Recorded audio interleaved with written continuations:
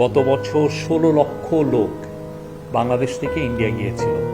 তার মধ্যে 60% হচ্ছে ট্যুরিজমের জন্য, 30% মেডিকেল রিজনে, অন্যান্য 10% বাঁধের কথা আসছে। এটা থেকে অটোমেটিক রিলিজটা হয়েছে। এত পানির উচ্চতা, এত পানি, ফলে এটার থেকে পানি অটোমেটিক রিলিজ হয়েছে।